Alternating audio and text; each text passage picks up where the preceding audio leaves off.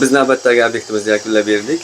Bu yerga ham Germanskiy T6 kotyolimizdan qo'yib berdik. Xudo xolasa mana ishlashlari juda a'lo darajada. Hozir испытание jarayoni ketyapti.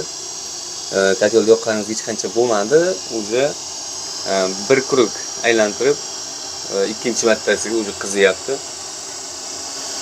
Xo'sh, juda a'lo darajada. Har doimgidek o'sha stabilizatorlargacha qo'yib, chiroyli qilib hozir egalariga topshirish jarayonidamiz.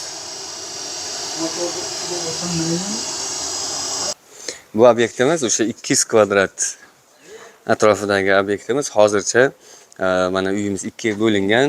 Narigi tarafi bir 70 kvadrat atrofida chiqadi. Bu yoq o'sha 130 kvadratlar atrofida. Hozircha uyimizni manu qismiga o'rnatib berdik. Bu tarafiga o'sha 6 ta xonaga 7 ta radiator o'rnatib berdik. Endi qolgan qismiga xudo xolasa sal nariroqcha o'rnatamiz deyapti. Hozir mana bu yoqda malyar ishlari ham ketyapti. Xo'sh, radiatorlarimiz o'rnagan xonalarimizda hozir bir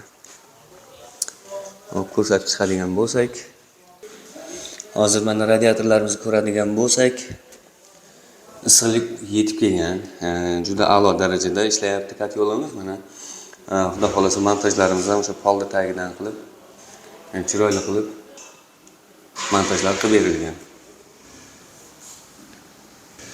Endi narigi xonamizga o'tib, bu yoqni ham bir tekshirib ko'radigan bo'lsak, mana juda chiroyli, bu yoqqa ham issiq suv yetib kelgan. Kotyolimiz ham, montajlarimiz ham xudo xolasa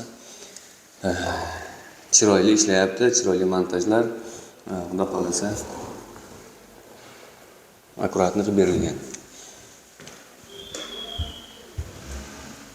Mana kotyolimizni hozir o'chirdik, испытание hammayoq chiroyli o'tdi.